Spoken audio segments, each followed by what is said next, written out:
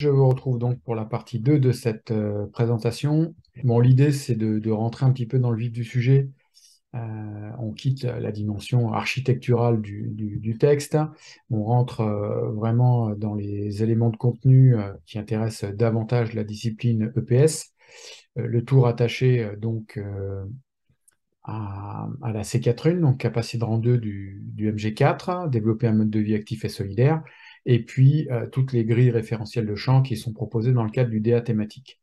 L'idée, c'est de mettre l'accent à la fois sur des points extrêmement sensibles, mais parfois aussi quelques petits traits d'originalité qui auraient pu vous échapper. Donc voilà, parfois on revient aussi sur des éléments qui peuvent paraître moins importants, mais qui pour autant ne sont pas anodins.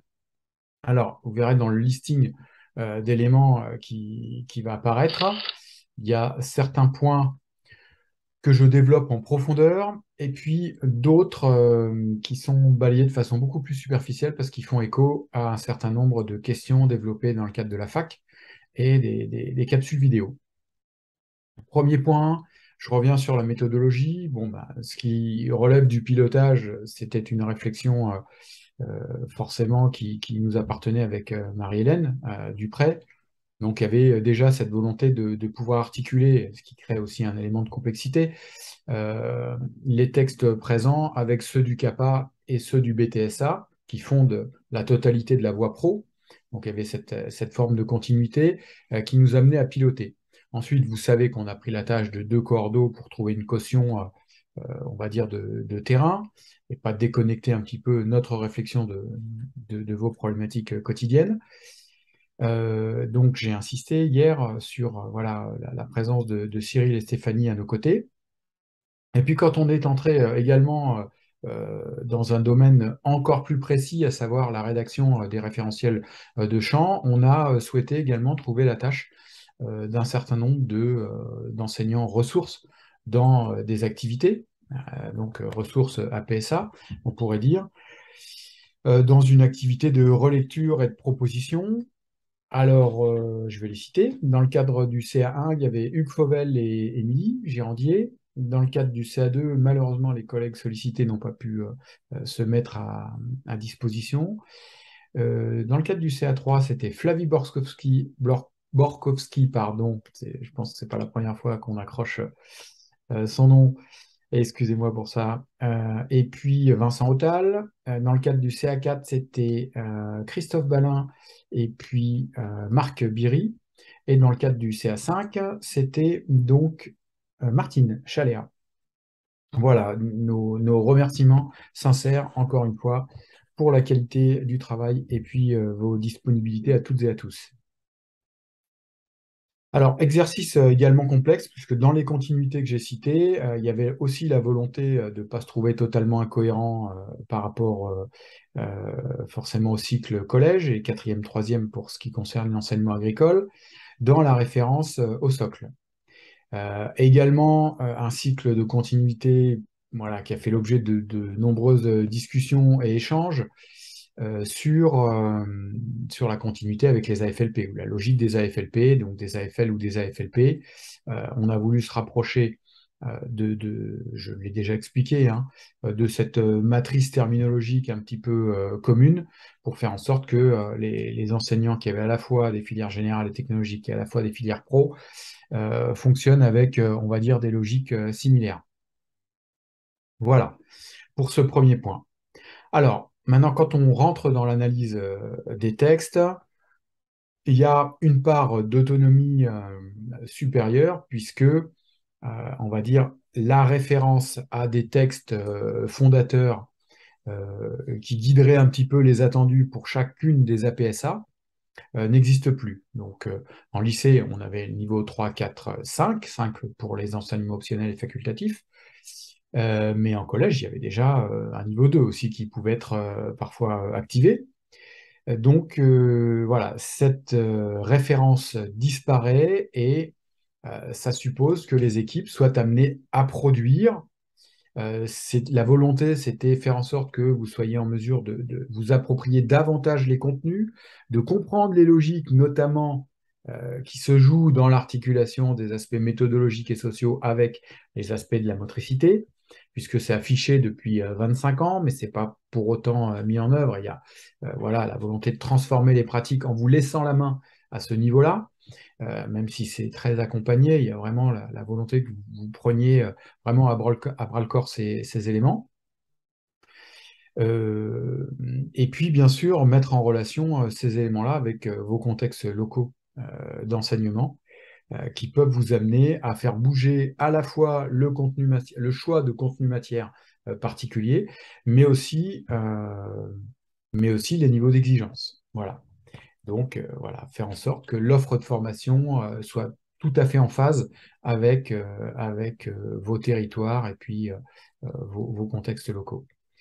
Donc, c'est dans ce sens-là aussi que l'autonomie a été, enfin, la plus grande autonomie a été pensée et souhaitée. Alors, en lien direct avec cette idée d'autonomie, je partage ici un extrait surligné.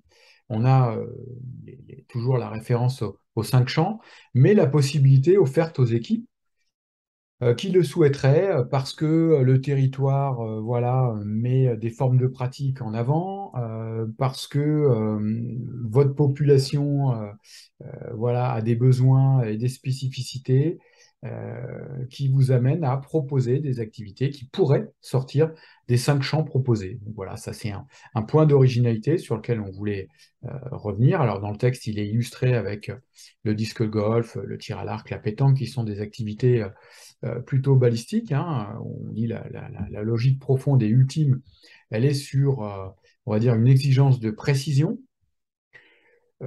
qui ne correspond pas à la logique des 5 champs. Donc voilà, des exemples d'activités qui pourraient vous amener, si ça se justifiait voilà, au regard de votre population, à sortir un petit peu des 5 champs et aller dans le sens de la créativité, appelée sur ce troisième point, donc créativité et pertinence.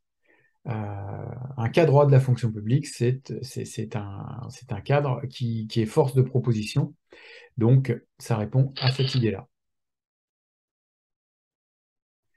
On poursuit avec de nouveaux points, et là je vais faire référence tout de suite au tableau de synthèse qui présente à la fois les AFLP, mais aussi les items attachés à chacun des 3 AFLP, pour dire aussi que c'est ce type de document, ce type de tableau de synthèse, euh, qui identifie 4 niveaux de réalisation pour chacun des items, ça apparaît dans le document d'accompagnement et ça veut dire que le document d'accompagnement, c'est déjà une action d'accompagnement. Donc, il faut vraiment ne pas oublier et vraiment prendre appui sur ces documents, ces tableaux de synthèse ou ces propositions comme de véritables guides pour vous accompagner dans la production de contenu. Alors, je vais détailler. Il est question dans l'AFLP 1 de la motricité, vous l'aurez compris, mais ce n'est pas parce que c'est quelque chose de connu que ça ne sous-entend pas un certain nombre de rappels et d'explications, voire d'explicitations.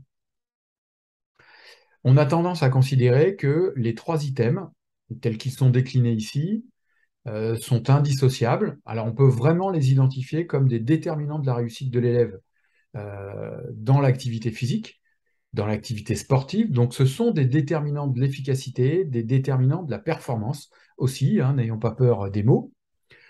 Donc on va chercher à jouer sur le levier des ressources, pas seulement les ressources énergétiques, hein. Des fois il y a des raccourcis, la motricité ce sont les ressources énergétiques, mais pas seulement.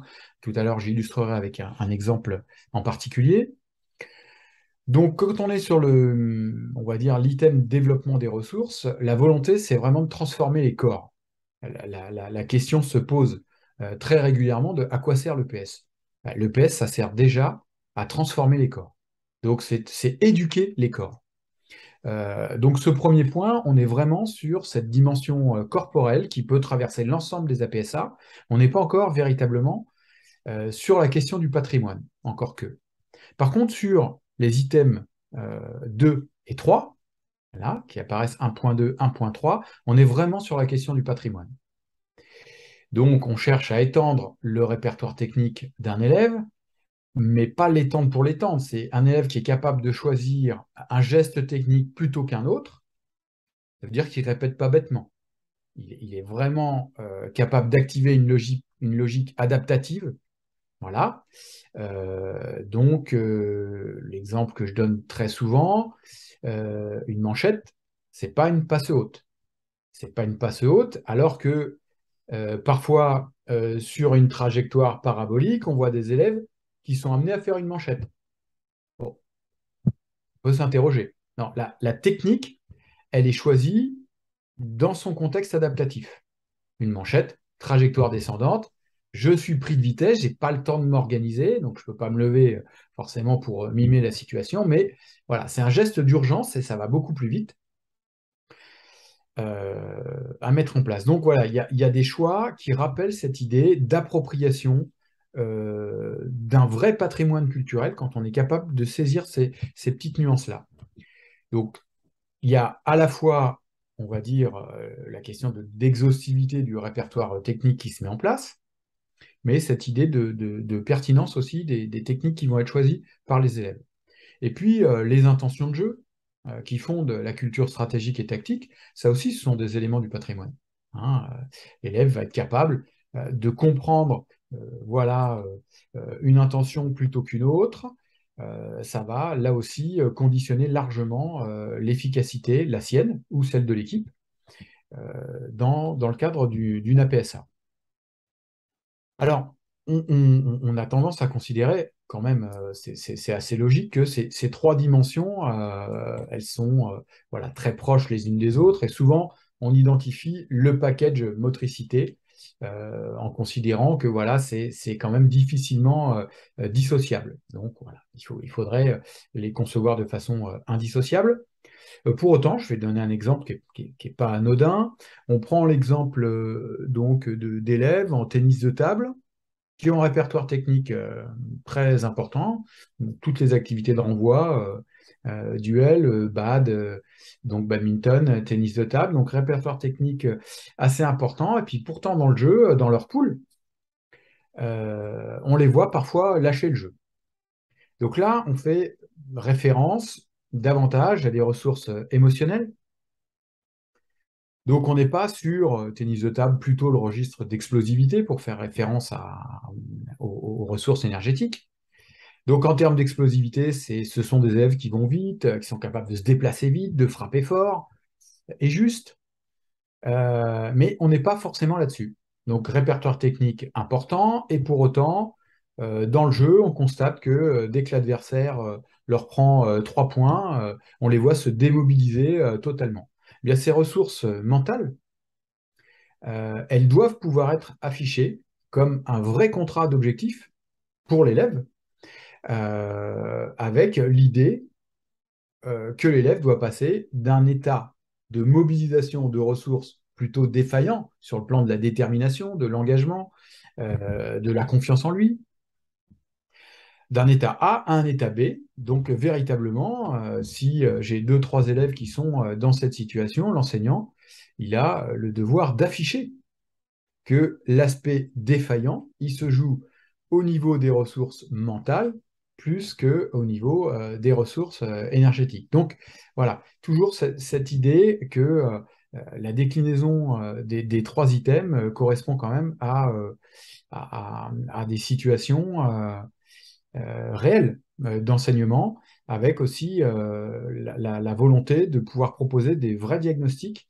et donc des vrais contrats d'objectifs aux élèves qui seraient les vôtres. Alors là, j'ai pris un point qui représente peut-être pas la majorité des cas, euh, pour dire que voilà, assez généralement, c'est quand même ce package, quand on a un élève qui est fort, voilà, qui a des ressources déjà qui sont très, très nettement développées, on va le retrouver avec un bagage technique important et puis, on va dire, une culture stratégique et tactique aussi importante puisqu'il veut gagner. Donc, il veut se donner les moyens d'eux. Voilà. Il veut gagner ou il veut être efficace, vous aurez compris un petit peu. Voilà, donc j'ai quand même développé pour redire à quel point la raison d'être profonde de l'EPS se joue à la fois au niveau de l'éducation des corps et aussi au niveau de la transmission du patrimoine.